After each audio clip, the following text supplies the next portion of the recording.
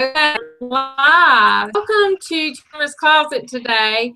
I have a very special guest with me today, as we've been friends on Facebook for a while now, and I've had the pleasure of watching his career a little bit on and off, and all the beautiful professional pictures that he posts that he gets as a musician.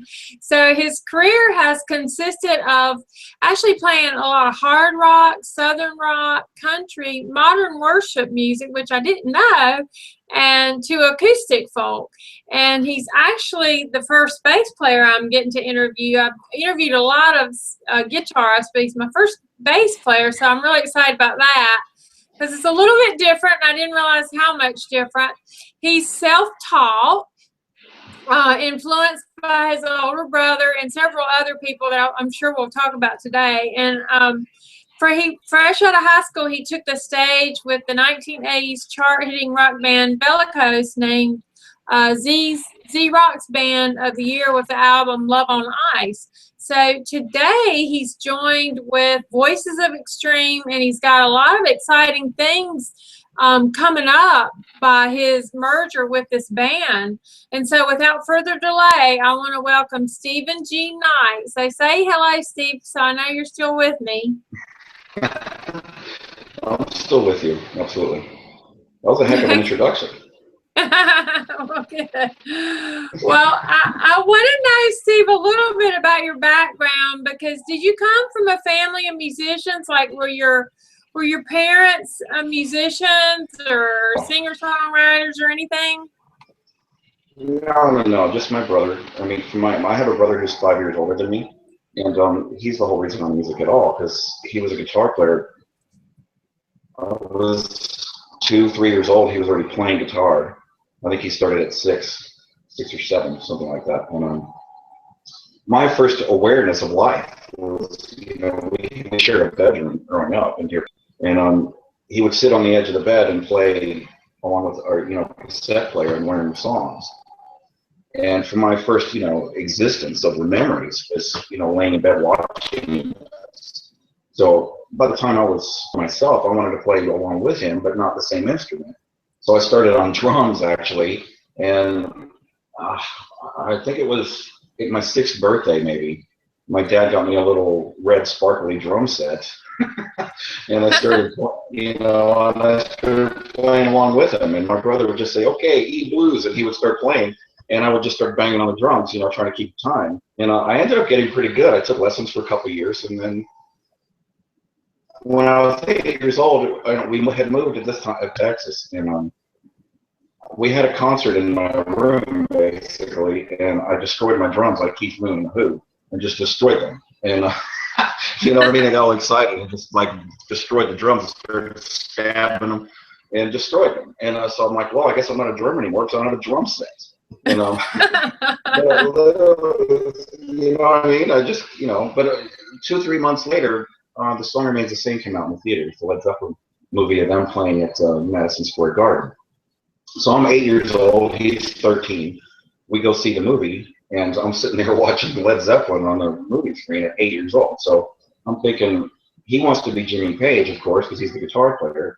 And I'm thinking, well, I guess I'll be John Paul Jones then. And the next time we went to a music store for him to get some new guitar strings, I grabbed a bass off the wall, and I remembered the part of the movie where they zoomed in on the bass guitar at the beginning of Dazed and Confused, and I just played that riff. I sat down and played that riff, and I knew how to like do that because I watched him from the time I was 3 or 4 years old, sit and learn how to play songs off the cassette player. So I just kind of mimicked that from what I heard off the movie and sat there and played the riff correctly the first time through at the store, so I knew I could play bass. It just everything about it. So, I got a bass for my 9th birthday, and then I started playing. My first band was with my brother when I was 13. But by the time I was 11, I could play any album I wanted. I would just learn records, and play them. But your first band, you said, was when you were 13 with your brother? Yeah, absolutely. I mean, we had a little band. We learned like 20, 21 songs, that we just, stuff off the radio, stuff we liked, Led Zeppelin, Judas Priest. Foreigner, whatever, Queen. We just, played them. About 6 months or so, we had a little band, and then I joined another band when I was 15. But mostly I just played in my room and just taught myself, and I learned hundreds and hundreds of songs by ear, what my brother did. And then, right out of high school is when Mike and Russell from Bellicose came over to my house and listened to me play and said, okay, come to rehearsals, and I was in the band. So, and that's when I started playing actual bands. And that band, our first gig was actually April 16th of 1986. I remember that because my mom saved the clip in Jam magazine. And now I'm playing with Dan. He's a guitar player, and I'm playing with him with the Extreme, which is really ironic. It was like 30 years apart, but here we are, Wow. How did you actually, you never had professional guitar lessons at all, or? No, I just taught myself how to play because I had watched my brother do it that way. So I just did the same thing. I just would put on a cassette player, learn the song, and then I would get up and perform it in front of the mirror. When I was a kid. So I would just room for 2 or 3 hours a night. And that's how I taught myself. I mean, no one taught me how to play bass. I mean, by the time people asked me that, I said, well, find me a teacher who can outplay me. Yeah. I could teach myself everything I wanted to play, so I would go for lessons. I mean, I suppose I could go learn music theory, but I don't really, I've been playing in bands for 100 years, so I don't see the point. I mean, it'd be cool to learn like the Nashville numbers theory, or if I had to read music or whatnot, but I've never really had a need to. I've always been in bands where we just play. And I mean, I did work in a church for a while, but the singer there cheat and put the note over the word. So by the time we got to that word, hit an A or hit a G or whatever, I would know. So, I've never even read music in my life. Wow. Well, was your If you put a music talk in front of me, no, go ahead. Were your parents real supportive when you started taking a strong interest, or? No, I mean, they said I would grow up. You know what I mean? I mean, I started playing, and my mom actually told me when I was, I was 13, 14, 15, something. She told me I would just grow out of it. I would, stop being so focused on, playing my bass, lifting weights, and screwing around with my girlfriend or whatever. She told me I'd grow out of all that, and then other things would take priority in my life. It's 100 years later, and I still do those exact. Yeah. So, she told me that when she was 34, and I'm way older than that now, and I still do exactly what she said I was going to grow out of, and I still do. That's all I do. So. Yeah. Well, so you realized when you were just a kid that you wanted just to make this your profession, I'm assuming, since you. Yeah, well, I mean, we all have, dreams. I was into baseball too when I was a kid, so I thought maybe I'd be a pro baseball player big enough. By the time I was 13, 14, 15, I was little compared to, I mean, I didn't grow to be 6'5" and 250. You know what I mean? I didn't grow that big. So even though I could play, I was too small, and I just started getting run over by the other kids. So I music was always there because my brother, I remember when I was 4 years old, he showed me, the Rolling Stones album and a Black Sabbath record and a Led Zeppelin album. And I was 4 years old. I mean, so my first, I totally give him credit because I had an opinion about anything. I was 4. I didn't know anything. All I knew was, I'm 4.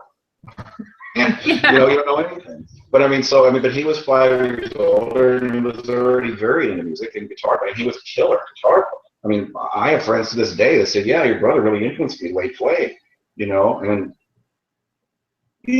I have people that say that about my bass playing, but that's, I totally credit him to the whole thing. I don't know if I would have gotten into music at all. If he had been into something else entirely, maybe that's where my life would have gone. I truly don't know because I was just completely steered that direction. Right. As a,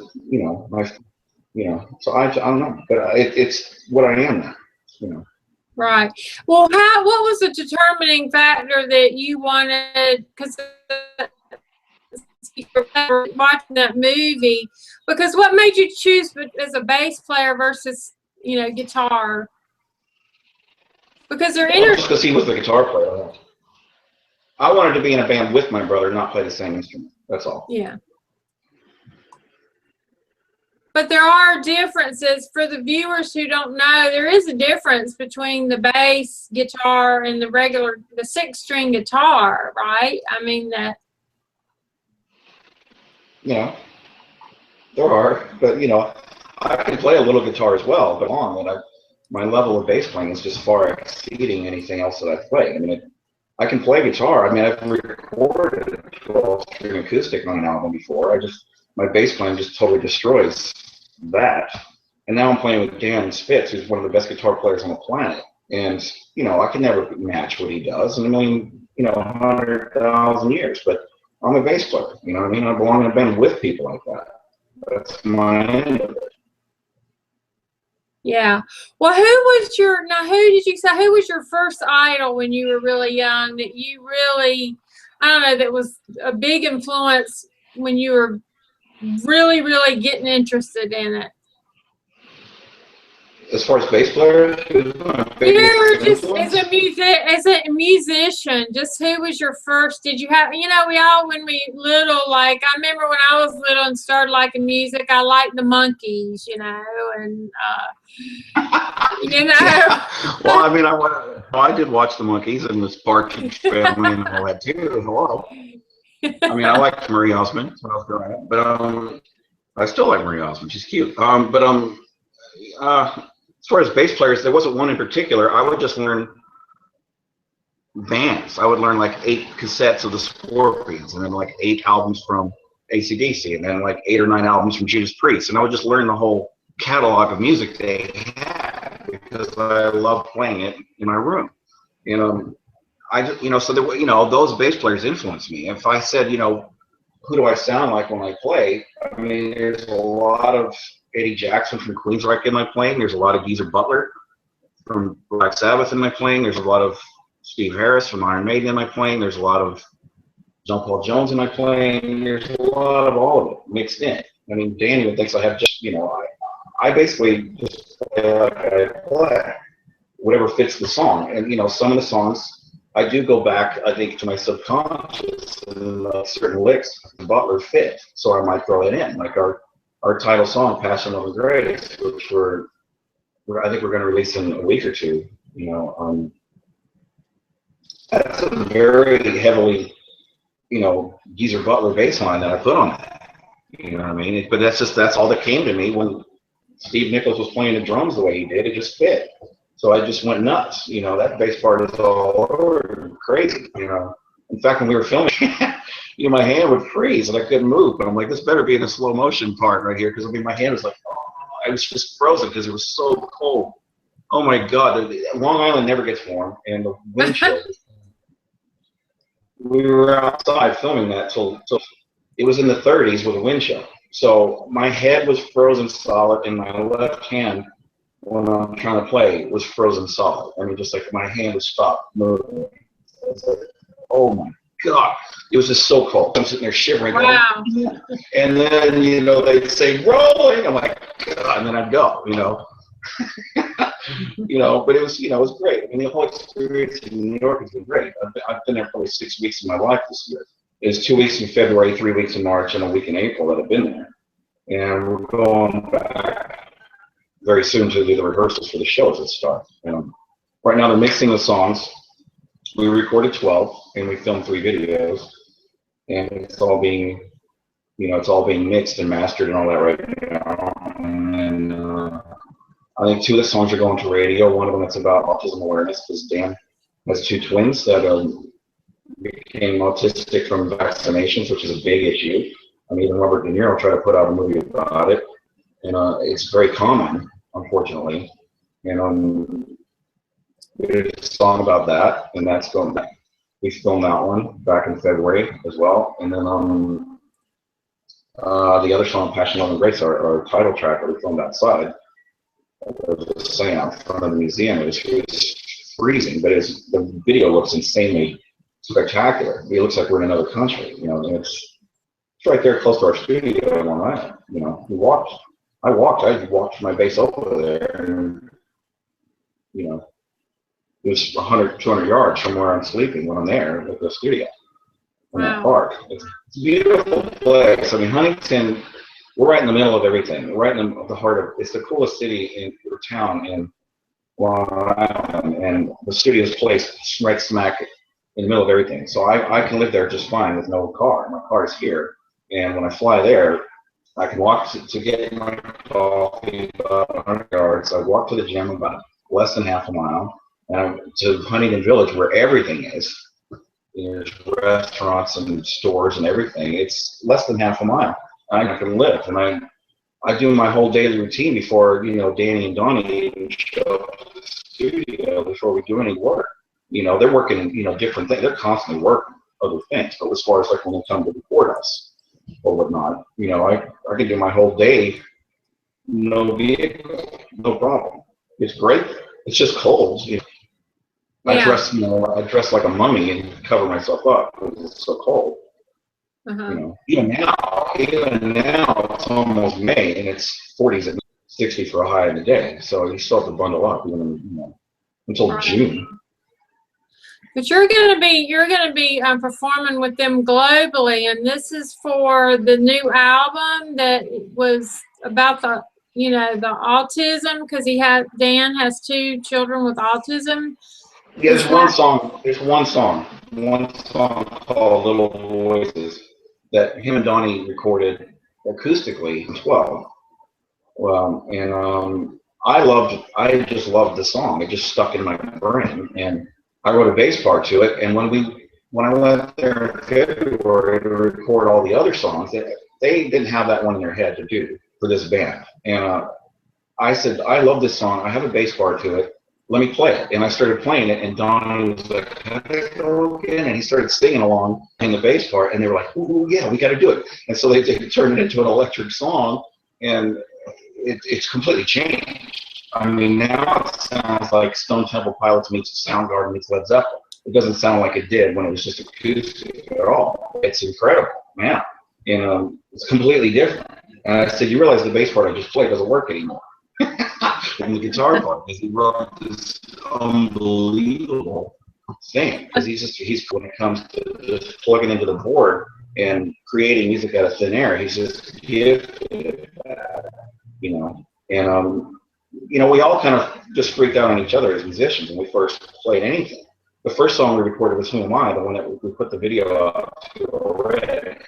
You know, that was our first time playing together, and when I threw down that bass track at 3:30 a.m. and looked at the clock and I was done, we were all just like stoked on what we sent. You know, immediately fell in love with each other as musicians, and it's just been, you know, non-stop since then. You know, and we have recorded 12 songs and filmed 3 videos in a matter of 2 months. You know, we did $2 million worth of work, and you know, 9-10 months worth of work in 2 months. You know. Right.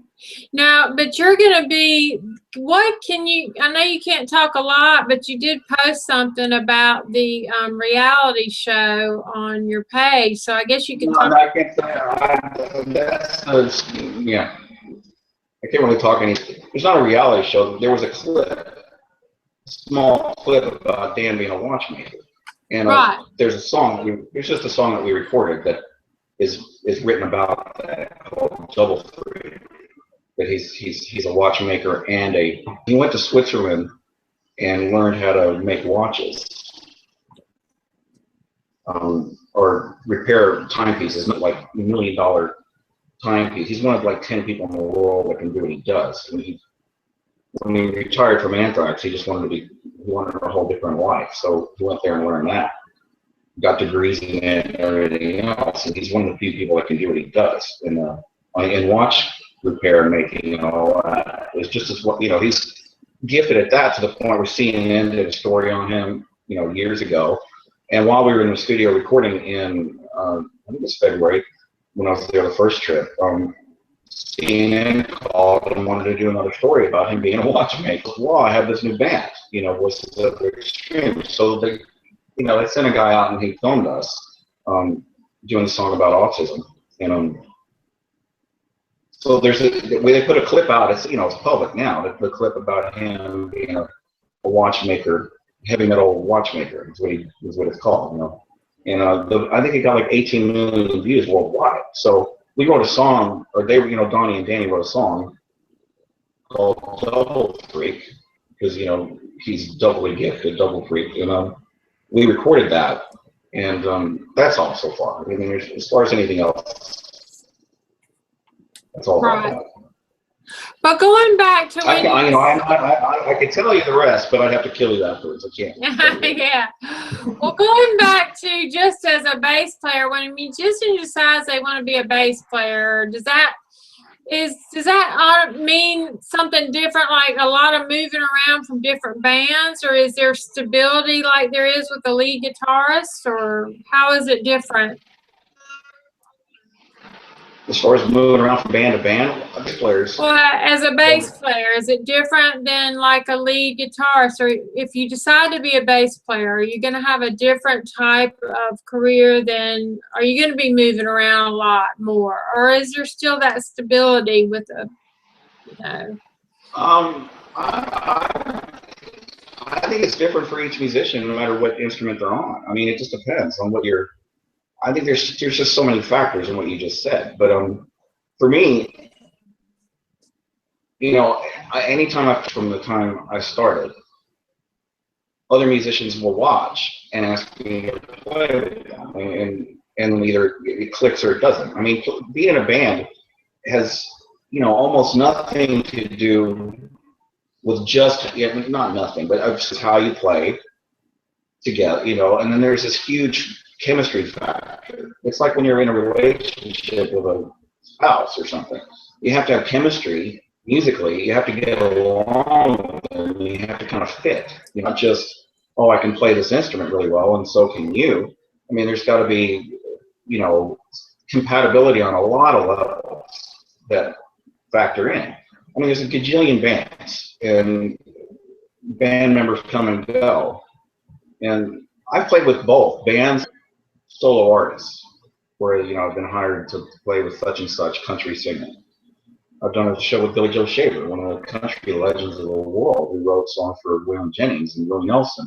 You know, I did a show with him. I play with his guitar player in a band called the Grinders. We, you know, when he's not touring with Billy Joe. And I did do a show with Billy Joe, and that was pretty incredible. But it's total country. It was hardcore country. I mean, I, you know, walked in with a cowboy hat, and people, it was funny listening to people go, "Oh, there's a real cowboy over there." I'm like, I'm a cowboy from Brooklyn, New York, right? You know?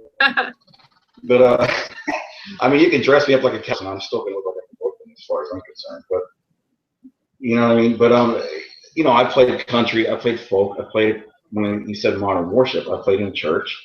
You know, I played for 5 years in a church where, you know, we played everything from, you know, Josh Groban to whatever. I mean, just different kinds of music all over the board.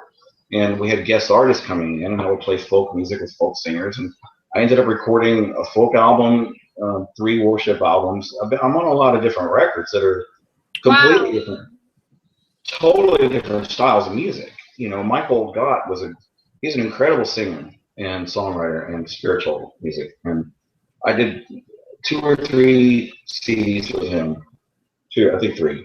And it was incredible stuff, you know, but nothing like my rock bands, you know, completely different, you know, totally different. And the Voices of Extreme is just everything that I would love to do that just happened to just kind of fall into my lap. I mean, Dan called me in August last year. I was at the gym working out, and he's on the phone with me talking about maybe playing. So I'm done working out. And I did, and we went and had dinner that Saturday. I think we went to church where he was going to church, and then we went to dinner and talked about it. And, you know, from then till now, you know, the plans keep kind of revolving and changing. And, you know, well, the first plan was, okay, we'll record 6 songs, we'll film a video, and go from there. And then by the time I ended up in New York, it was, we'll record 9 songs, 2 videos, maybe 10 songs, and then you know, every phone call is like, well, I'm writing more music, I'm writing more music. So I knew it was going to turn into more than an EP and one video. And it ended up being 12 songs now and 3 videos. We almost shot a 4th. We were almost going to shoot a 4th one tomorrow, but there's some people that want some of the stuff we already have to be, you know, mixed and mastered and ready for radio and stuff. So that's sidetracked for now. Mix and mastering is going on right now, and editing the next video, and then releasing stuff, and then we start rehearsing. I think in 2 or 3 weeks I'll probably be back in New York, and then we'll be rehearsing for shows. You know, and at that point I think it's just go time. Everybody's anxious to start playing. I mean, we've been in the studio. Danny and Donnie work like madly in the studio, and I think everybody's ready to get on stage at this point. Right. So what do you think this is going to mean? And we'll be playing all over the place. What do you think this is going to mean for your career, being with Voices of the Extreme? Because you're going to start traveling a lot, right? Even more. Yeah, oh yeah. Yeah, I mean, you can't be playing one spot, obviously.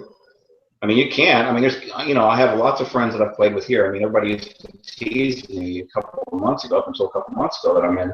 How many bands are you in, man? Because I've been in 5 or 6 bands at a time for the last 5 years. You know what I mean? And some of them are tribute bands, some of them are original country, and a little bit of both. You know what I mean? So I'm in a bunch of. I've been playing for a lot of people, and basically just staying as busy as I can. And always in the back of your mind, you're always hoping for something, you know, greater to happen. You know what I mean?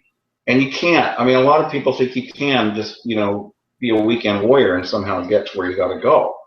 I mean, everybody I've played with has that dream. Okay, I want to be on the radio and be touring. Everybody has that dream, but nobody really understands what it takes to get to that point. And most people don't. You know, once it comes down to what it actually takes, we'll back out. You know what I mean? And it's, you know, those sacrifices you have to make, most people can't, especially by the time they're my age. Most guys my age already have like a mortgage payment, some kids that they're raising, you know, whatever. It's things that hold them back from like starting up a band, which is like a startup. There's startup costs. And you can't have a bunch of bills. You can't say, well, yeah, me as a bass player, if I want to get hired by somebody who's not already, you know, at Keith Urban's level, say, that can pay you a bunch of money, and, you know, you're in a startup band, you can't say, well, I can't do this unless you pay me enough to cover 2 kids and blah, blah. You can't say that to them. They'll say, well, okay, never mind. I'll go find a bass player that has no bills. You know what I'm saying? So, you know, I have a phone bill and my gym membership and food. And, you know, the rest, you know, I drive a car that's beat up and old, and make sacrifices. So it's like if someone says, yeah, you can tour with us, but we can only give you such and such dollars per show until we get off the ground. I could say, okay, you know what I mean? I run myself as a small business. Like, keep the overhead down so you can do certain things. You know what I mean? Like, I can keep going back and forth to New York for Voices of Extreme because I don't have a boss that's going to fire me. You know what I mean? Because I put myself in this big predicament. So it's hard, what it takes for someone like myself to be in my position. And for me to explain it to some people, you know, you're like, well, but I got this and that. I'm like, I know. You know what I mean? I mean, this is too long a story. I ended up talking to you for 5 hours to try to get all this. No, but what do you think it'll mean for you? Like, what for your career being with them? It sounds like you're going to be more just focused with Voices of Extreme. And then, yes. Do you have a scheduled tour day that you're going to start touring, or? All that's being. I mean, Dan and Donnie are having meetings with people about things all the time that they don't tell me everything because they don't need to. I mean, they just need to tell me when it's time to come to New York and work and do stuff. I need to record or film or rehearse. I mean, I wait on them. I can sit basically. I mean, they're my brothers now. I mean, like I said, it was like going back home because I was born there. I lived here part of my until I was 5 before my dad brought us to Texas. And, you know, being back there with them, it's been like being with family. It's like Easter at Donnie's house was like Thanksgiving. It was the same exact food. You know, they're all New York, Italian, Catholic people, just like my family. It's like being back in my own family. They are. I mean, these are wonderful, amazing people.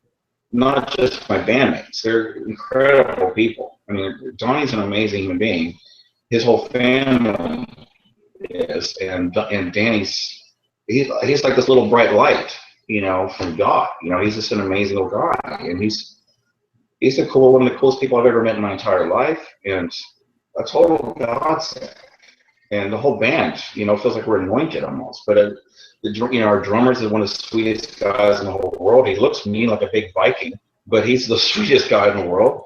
And we all get, you know, we get along incredibly well. And I couldn't be in better company as far as, like, you know, starting up another original rock band goes at all. I mean, there's no better, you know, I feel extremely lucky to be with that. And I know I am. And we all feel that way about each other. And it's an amazing situation. I forget what your question was at this point, but yeah, I mean, I'm going to be focusing on Voices of Extreme, and absolutely my #1 priority. Absolutely. Yeah. You know, well, that's great. Everything, you know, and we'll be, you know, like I said, everything's being worked on now. I mean, those that are, they will come. I mean, we're going to start rehearsing probably in 2 or 3 weeks. And there's going to be shows. There's going to be lots of shows. I mean, you know, we made tour for 5 years on this record. We just recorded an amazing album, and you know, we'll have to go out and play because music is free now. People don't, and you know, even the top sellers in the world, they don't sell enough downloads to even cover the cost of recording the album and filming a video or two. I mean, it doesn't even remotely cover that cost. So basically, music is free, and you got to go sell tickets. You know what I mean? So there's other things. There's other point now, as opposed to a record label throwing down money on you, and then you just go because they're going to get all their money back from the sales. Right. You know, everything's different now. Now there's not, like, say, Warner Brothers Records that would come along and see a band like this and say, oh, no problem, we'll throw $3 million on you, and you can do all your videos and recording, and here's a producer and everything else. Do that in the past because they know a band like this would sell 10 million copies at $10 a piece. What is that, $100 million? They're going to get all their money back. If they, you know, $3 million to start you off is nothing. You know, 10 million to start you off even be fine because they're going to get it all back. But now there's no sales, so you have to do all that beginning part yourself. Right. Which makes it much harder for bands to start up. I mean, like where's a normal band going to come up with this kind of stuff? You know, we're just blessed and very lucky that Donnie has what he has. You know, he has an amazing facility. He's a successful guy on a lot of levels, and between him and our landlord Peter, going on, that to me is all gifts from above. You know what I mean? And you would just, it's beyond description, some of the stuff that we're doing. And well, you've recently posted a couple pictures of some signature guitars that you've come out with, and yeah, that's Edward Carson. That's the friend of mine here in Dallas, Edward Carson. He's an aspiring. I think he's going to end up just building guitars and basses, and you know, in a fairly, you know, short amount of time. He's a gifted guy when it comes to that. What I did was I gave him my Fender Precision. I had a limited edition 2012 American Fender Precision, and I didn't particularly like the color of it so much. I wanted it just changed, and he did something to an old Fender Jazz that I thought, it caught my eye, and I was like, he had those stones on it, and it just looked amazing to me on stage. I saw him playing it, you know, out here in Dallas, and I said, what can I do to this Precision, you know? And we sat and talked. He basically takes the whole thing apart and sands the whole thing down. He carved out pieces of wood to shape it differently and do what he did. He did the black one first, which I have in the first 3 videos. I mean, you've seen it on the Who Am I video, and there's pictures of it. The one I just did, the white one, was the one show with it as a normal. It was brand spanking new out of the box, 2015 American Standard Precision, and I played one show with it here at the Granada Theater and gave it to Edward and said, go to town, you know, do it again. And he did, and he carves it, he sands it down to nothing, takes it completely apart as if it's not, you know, ever been assembled. You know, so he basically builds it from scratch after he completely changes the body. it's a joint effort at what you would like to have it do or sound Yeah. like, and okay. Yeah. I mean, there's a certain look I wanted. I wanted to obviously look cool, rock and roll, and be me. You know what I mean? And you know, fit me, as opposed to just a normal bass that you could just go buy at the store that everyone has. You know, nobody plays basses that look like that. I mean, I'm the only one. I wanted something unique because I'm in a very unique band. I mean, Danny has his guitar made for him. It's very unique. I wanted the same thing. I didn't want to just show up with a bass that looks like, anyone could have been playing it for the last. So I just wanted it to be unique, and Edward has the ability to do that. So I just let him, and I said, here you go. Do your thing. And I showed him what I like. He enhanced that. He has ideas of his own, and he's, I'm grateful to him. He made two of my basses that are normal, standard looking Fenders look amazing, and they look killer on stage, look killer in videos, and I'm anxious to. The white one's next. I'm gonna use that one next. Our next video, whenever that may be. I think the plan is for us to film like every song, and we're going to be live streaming our rehearsals as we get going as well. Right. So I mean, you'll see the white one. Yeah, I like the white one. I like the picture. What would you say is the best thing about your career and what you do? What is it that you like the most? About my career? Yeah. About what I do? Yeah. About being a bass player? Uh-huh. You mean besides the girls? Yeah. Well, I think it's so much fun to be. I can't even describe how cool it feels to be the one making the sound that people are hearing. Like when when I'm playing, even in a rehearsal room, when I'm just screwing around with playing even silly music, just making silly noise with a band. It's fun. It's a feeling you can't get anywhere else. Now, once you get on stage and play, and there's all this feedback, that are digging what you're doing, and if I'll notice like a song, say that starts with drums and guitar, and I'll see people moving to it, and then when I start playing my bass line with it, I'll see people really moving and feeling that. I mean, that's an amazing feeling that you can't really describe. No one, only people who get up on stage and play know what I'm saying. You can't. That's irreplaceable, and it's addicting, and it's to the point where you see bands now that are playing in their 60s and 70s, and until they can't play anymore, because it's just, who wants to stop that? It's an amazing, as Danny says, like just a wave of love that comes at you, and it's a killer feeling. It's irreplaceable, and I don't know. I feel completely comfortable when I'm on stage. I feel more comfortable playing in front of a bunch of people on stage, even more so than right now, just sitting here in my living room talking to you like this. Right. I'm in front of, because I've been on stage, thousands of times. Right. Countless, since 1980 till now, I've been on stage so many times that it feels completely comfortable, like I belong there at home, and there's an amazing feeling that comes from the whole thing, not just the sound you're making, and just the crowd. There are crappy gigs where there's 5 people there, or you're just playing for the bartenders or whatever, and that happens too. But you take the bad with the good.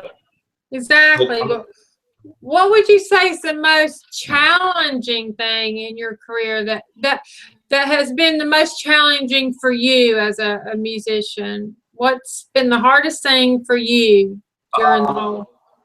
Just surviving being a musician. The whole process of having everyone tell you need to do something else with your life. You need to stay in college. I dropped out of college to be in that band Bellicose that you mentioned, because I thought, hey, this is it, we're going. And, I made a lot of sacrifices for it, but the most challenging part is exactly that, where people are trying to give you advice, saying, especially from my parents, do something else, have something to fall back on. But in my mind, I've always had this feeling that I was going to end up like this. We were You know, people look at me like, you know, what I am. Now, even when I was walking the halls in high school, I remember looking, the only one here is going to be a rock star. You know, I just felt that way as a kid. And not that I, you know, ever will play for, you know, 8 billion people or whatever. I don't know. But, you know, this is just what I've always felt I am, what I should do. And there's really nothing else that would make me happy. I mean, if I had another job where I was making a bunch of money, maybe it would be cool to have a bunch of money, but I would be miserable all day at that job. You know, there's just more to life than doing what everyone else tells you need to be doing. Oh, absolutely. Well, you've been a musician for 40 years. You were saying in one of your videos where they were interviewing about the, Yes. What? Yeah, I mean, he asked me how long I've been playing bass. I got my first bass on my 9th birthday. Yeah. And that was 40 years ago. Yeah, but what advice would you give to someone who wants to do what you do? Because you have been doing it since you were little. Yeah, but see, the world has changed so much. I don't know. You know what I mean? I mean, back then, I don't know. I mean, if it's truly what you love doing, you have to do it, whether it's a hobby or a lifestyle and a job.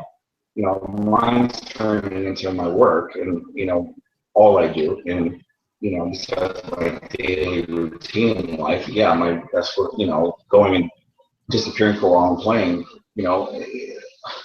Advice to someone new doing it, I don't know. I mean, I'd say, you know, you have to do what's inside of you, whether that's to be a doctor or to be a whatever. If someone wants to be an actor, I mean, all of it is like a crapshoot. You're trying to win a lottery. I mean, there's a million people in every city that want to be, you know, there's how many musicians in each city, how many bands in each city that all want the same thing.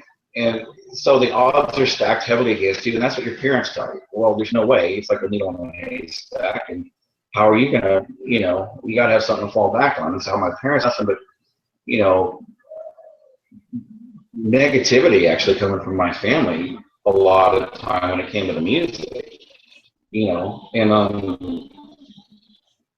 I just kept on listening to what I wanted, you know. I did stop playing once for 6 years when my singer, one of my bands died, you know, and I just thought that was it. This is ridiculous. At that time, I'd been playing in bands for 15 years, and I didn't want to play anymore. I thought, you know, when he died, he was my singer in a band called Outcast. We were the most popular band in Dallas at the time, and that just took the wind out of my sails. I stopped playing. You know, I was always working out, so I became a personal trainer. And I guess I started talking about it, girls I was training, when it came time for her to buy more sessions from me, she walked me out to her car and opened her trunk and says, "This is what I'm paying you with," and it was a bass. And so I started playing again, and then I literally, at the time, I hadn't been in a rock and roll bar in 7 years or something. I went to Dallas, Curtain Club, I think. Those clubs didn't exist when I was playing at Dallas City Limits and and Outcast and Bellicose and Roulette and all these bands. And then I went to a bar I'd never been in. I had different look. I mean, I went from having long hair like yours to short hair like this. And I figured no one's gonna know who I am. And I walked 3 feet and someone yells Bellicose at me. And then I walk another 10 feet and some girl comes up and says, "You're Steven from Outcast." And no one had forgotten who I was. And then a guy walked up to me and and put me in his band. I mean, he says, "Here's my band. I want you to be the bass player." And I joined a band that night. And I started playing again. And that was after 6 years of not plucking a note because I just was done with it, you know? I didn't want to play anymore. It was frustrating. But it just kept eating at me. And it's once it's in. And from that point on, I continued to play. And that was, back 16, 17 years ago. So, yeah, I mean, now I have, go ahead. Well, it sounds like the advice would be just for anyone would be to stick with it. Because I know, sometimes our family and friends aren't the most supportive. And, Yes. Everybody has their idea of what they think you should do. And you really just have to follow your heart. And you did. And You know, I didn't know you were a personal trainer, and that explains your physical fitness shape. No, it doesn't. No, no, no, and no. That doesn't explain anything. I just worked out my whole life, and people would keep coming up to me at the gym and ask me why I looked the way I did. So I didn't become a personal trainer and then somehow get in shape. I was already working out for 20 years when people were bugging me, so I started training. Right, but don't you think that's helped you with your career, just your stamina? Well, I can still get up on stage and perform. And, you know, like my last band, Ashes of Eagles, my singer was Scott. He's much younger than me. And, you know, we still perform exactly the same together, as opposed to being, you know, him standing next to an old guy. You know what I mean? So, I mean, he's a great singer from Australia. He's one of the nicest people I've ever been in a band with. His name's Scott. He's an incredibly cool guy and a great singer. So, and that's why so many people love the songs that I put on my Reverb Nation page from Ashes of Eagles. It's all about his voice. You know? It's not about my playing at all. It's about his voice. You know, he's a cool guy. He's what, 15, 16 years younger than me anyway. Yeah. So how do you think? How do you think social media has helped you? Because that's a big change in the music industry. I mean, we didn't used to have social media. Have you noticed that it's changed things for you? Well, yeah, but of course. I mean, obviously, because if you look on my Facebook page or whatnot, I mean, now there's people all over the planet who know who I am, you know, and it's gotten me a lot of gigs. I mean, my first gig that was really out of the blue, that was all because of my Facebook page, was Rod Black. He's a Canadian artist. He was a rock and roll artist, but now he went into country, and, you know, he's doing country in Canada. And he's gifted, very gifted singer, and super nice guy as well. And he flew down from Canada to jam with me and play in 2013. We did, you know, 3 or 4 months we worked together. He brought his guitar player down from Alberta. I mean, these guys I wouldn't have met if it wasn't for social media. And they wouldn't have known who I was. I would have never known who they were. I mean, you know, they flew from another country to come play with me when they saw me play. Same thing with Dan. I mean, Dan, I asked him, I said, how did you decide you wanted me to be your bass player? And he said, well, I watched looked at your pictures and I saw some videos of you. I mean, it's all social media stuff. You know, he wouldn't have known anything about me. Had I not been on Facebook, he would have never known I existed at all. So, you know, it helps that. I mean, it's killed the fact that nobody has to buy a record anymore. Flip side of that, people like that know who I am now. Yeah, I know. Well, you know, it's given everybody who's utilizing it, and you really have to. I tell people all the time, if you're not using social media to promote yourself, you're really missing out on a huge opportunity. I mean, there are a lot of people out there, true, but you just have to get yourself out there and expose yourself and be willing to do that. Right. Now, the biggest bit of advice I would give another musician about that is, make yourself look like a rock star online. Don't make yourself look like just a person. Like, if you look on my page, there's very, very little, maybe 0.01% of it is anything about me personally. You know what I mean? It's not me just hanging out here. It's not me at the gym. You know, it's not anything like that. Me at dinner, my girlfriend, and it's nothing like that. It's all basically me on stage, me with my band, me promoting music, stuff like that. And it's like, okay, I'm going to use this tool to make myself what I want to be, as opposed to, like, just, you can't sit around and just hope that someone's going to find you. You know what I mean? You got to be out there. And part of being out there now is helped by social media, as opposed to me driving to every music venue I can get to and talk to every musician there physically. So now I can get online and people can see who I am, see what I look like on stage, hear what I sound like in a video, whatever, and make up their mind that way. And then, you know, there you go. I mean, it's, you know, otherwise, how would I have ever driven far enough to be discovered by some of these people? I just would have never. And you can't be, there's a million musicians that I think are great.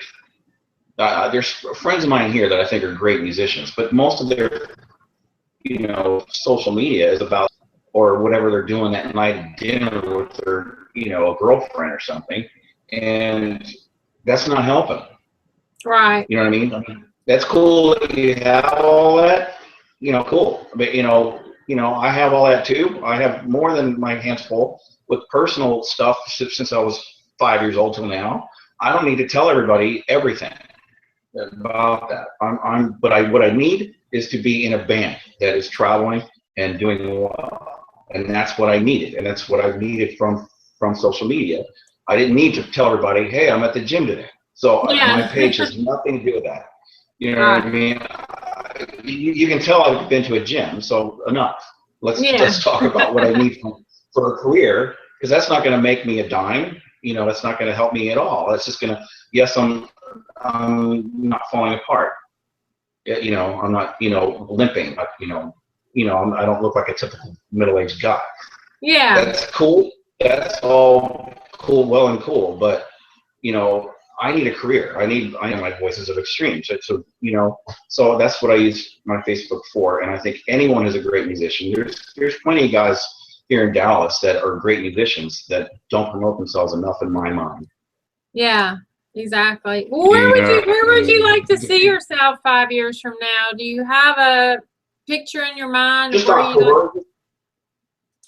yeah, just, you know, just for, you know, the band to have more under its belt. I mean, we're in, you know, the beginning stages. You know, 5 years from now, this, you know, the record we just recorded and the videos we just filmed will all be known to everyone, and we'll be playing a bunch of big shows. I mean, and just my career has been, ever since I set my mind to it and said, okay, you know, it's do or die time. I'm not getting any younger. I either do this now or it's never going to happen, and I'm going to wake up at 55 and go, you know, and realize in my own mind that I'm as good as any bass player I've ever seen on television or on MTV or anything, but nobody knows about it because I sat around and did something else. Right. And once I got to a certain age where I thought, I'm running out of time, that's when I completely balls to the wall with that moment and just said, this is what I have to do. It's either going to be, you know, 60, waking up home, my life sucks. Yeah. And I just didn't want that. You know, I didn't.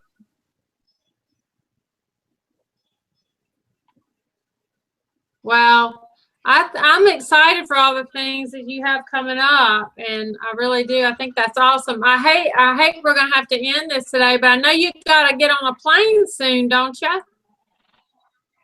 Well, the plans have changed. Like I said, the plans have changed. 2 days ago, Danny called me and said, we're not going to film the 4th video Saturday. Oh, okay.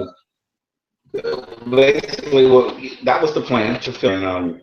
We just recorded it. I went there. I've been home now for 10 days. We recorded it, you know, 2 weeks ago. And we were just going to film a video for it because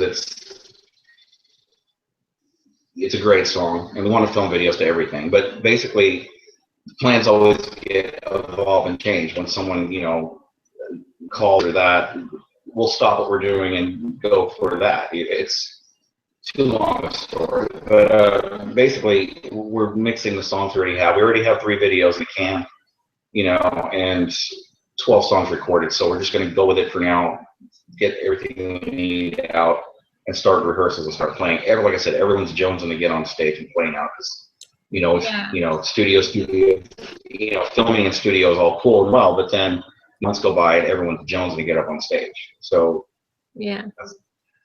So we're not filming that. I'm going to go back to New York when it's time to rehearse the show, and we'll film. I mean, because the studio has everything in it.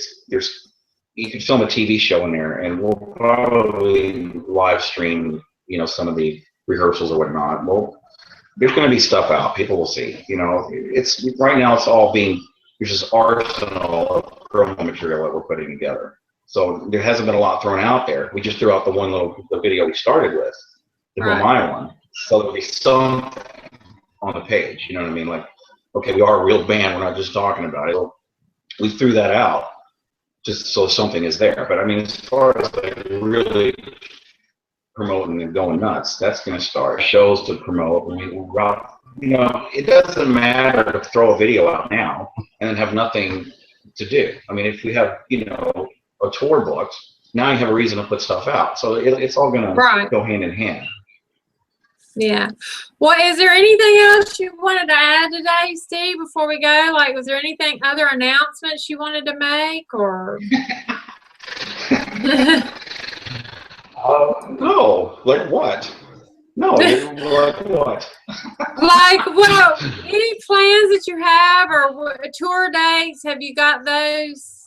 No. I already told you. All that's being kind of all that's being worked on. Danny and Donnie are in control of all of that, and you know, and when they have shows, I'll know, and you know, I'm the bass player. I'm on a need to know basis.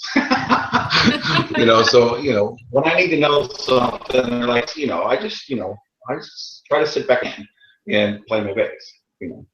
Right. But I mean, I'll be back up there rehearsing when it's time for shows. I don't have for you, like I don't have like a May 24th. We're going to be playing such and such venue.